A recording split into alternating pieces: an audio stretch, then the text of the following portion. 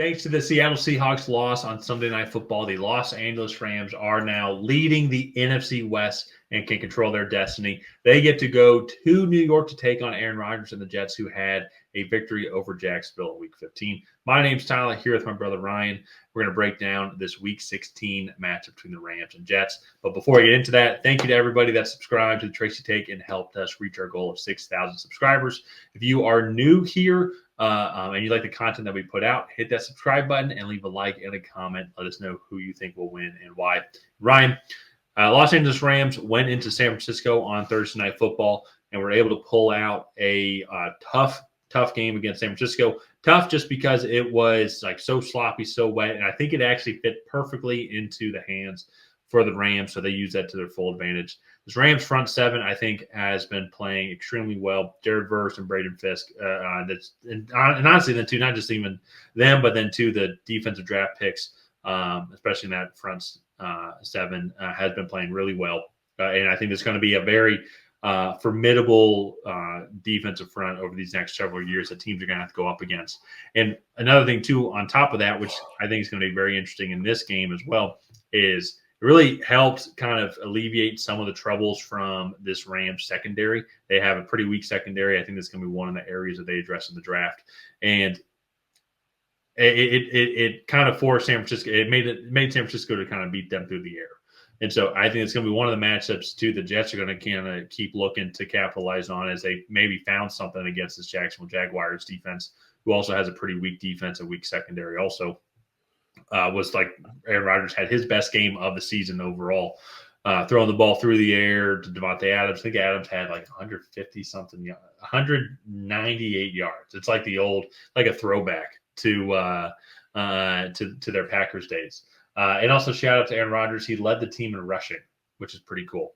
But not really what you want to see week in and week out. So that I think is going to be the matchup overall to me is, can Aaron Rodgers, Devontae Adams, Garrett Wilson, can they continue to kind of keep throwing the ball through the air, have the Rams give up a lot of potential yards from their secondary. And on the flip side, though, too, they gave up a lot of yards to Mac Jones.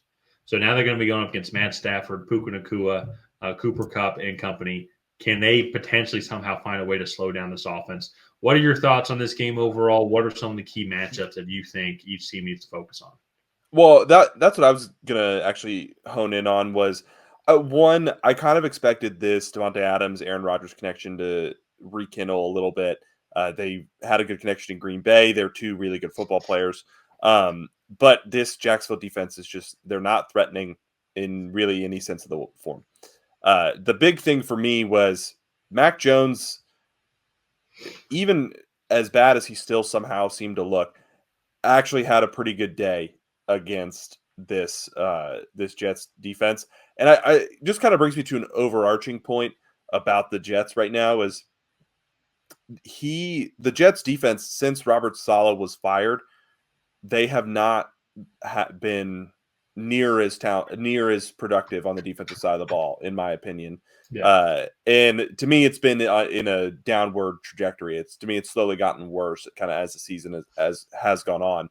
And so for me, Robert Saleh, he was kind of the string puller for this defense and getting everybody in a good situation. And I really think that they are probably going to want to go with a defensive-minded head coach, just because with all the talent on the defensive side of the ball. I mean, I guess it doesn't really matter, but to be honest, who knows what the Jets ownership is. I know, yeah. If we're being completely honest. Hopefully they don't do what the Giants did and hire a special teams coordinator. But because Joe Judge, great pick there. But for me, it's just this team is run. It's the prisoners are running the asylum right now. And it's just Aaron Rodgers kind of, in my opinion, telling everybody what to do like LeBron James does in basketball. And they had a great productive game, but there's just no structure and there's no system that they're all following. They're just kind of playing football. And I think when you go up against a team like the Rams, they're going to be as well coached, and especially a team that is as hot as they are right now, coming off, they've won 4 out of their last 5. And had a really good offensive performance 2 games ago against a pretty good defense in Buffalo. They played in a monsoon in San Francisco, like it was awful playing conditions, and they only put up 12 points. But I don't really hold that against them. Puka Nacua has been phenomenal.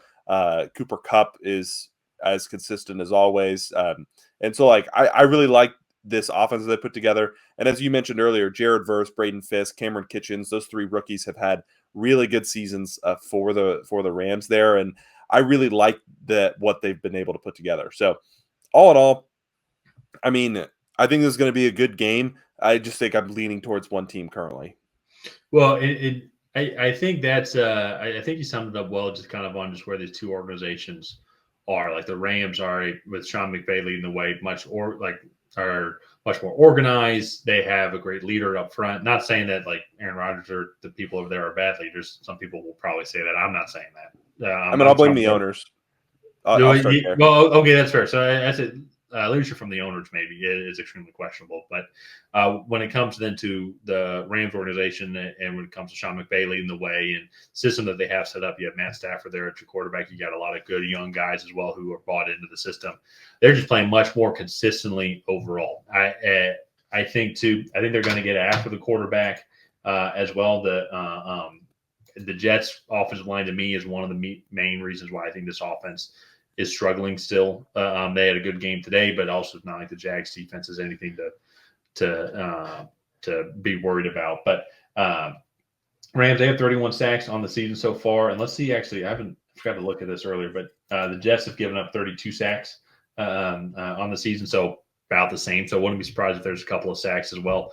The one area that I mentioned they need to be concerned about, where I'm going to be curious, wouldn't be surprised if Devontae Adams or Garrett Wilson both have over 100 receiving yards. It's just going to be this secondary as well. If Aaron Rodgers has time to find his guys, I think they can pick apart the secondary. But the names you mentioned of Jared Verse, Braden Fisk, Byron Young as well, they're having great seasons just all around, getting a lot of pressure on quarterbacks, making things a little bit uneasy for this team as well. When they go to pass it. And on the flip side, too, you go look at this Los Angeles Rams. That's their offense. Let's look at their defense. They are 28th in rushing yards overall, but even I feel like this Jets team just has missed opportunities on being able to run the ball decently well. It kind of goes back to your point overall. It seems like they're just playing football just inconsistently. Sometimes like they'll have a good week, like today they had 125 rushing yards, but last week I think they only had 83 against Miami, 89 the week before that against Seattle. They had a bye, then 91 and then 79 the prior 2 weeks before that when it comes to rushing the ball. So I don't think that they're going to be able to against this Rams team. Potentially they could, but it just seems like it's just inconsistent on the type of performance that they're going to have. And so that's why I think, to me, the Rams are playing for a lot more. I think they're going to be more organized, more and better coached as well. So I'm going to go with the Rams in this one on the road. Yeah, I'm going with the Rams too. I kind of hinted towards it. I just feel like they're playing better football right now. They're the hot team. I know the Jets just had their best offensive performance of the year, but again, I just don't know if I trust them to consistently go out and do that, especially against a team that's improved a lot as the season's gone on. So absolutely, yeah. Oh, sorry, go ahead. No, I was just gonna say, like the Rams have, like you look at where they started at, like they were looked down and out of the playoff hunt, and then now they've really had this nice resurgence to kind of come back and really get things going. Yeah, no, definitely gotten a lot healthier throughout the season overall. Offensive lines gotten healthier. They, even when they got healthy, had a couple bumps in the road, but still they're getting a little bit better week in and week out. Puka Nacua, Cooper Kupp, they're hitting these in stride. And then you got DeMarcus Robinson, still you got Tutu Atwell also, and so Kyron Williams is playing well.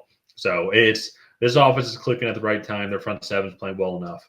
They're playing good. The secondary is playing well enough to not blow games for them. Yeah. So let's go ahead. We're both taking the Rams here. Let's go ahead and wrap this one up. If you guys have not already, please go ahead and like and subscribe. That is the best way to help out the channel. While you're down there, go ahead and leave a comment on who you think is going to come out ahead. Will it be the Los Angeles Rams? Will it be the New York Jets? And other than that, we'll see you guys next time.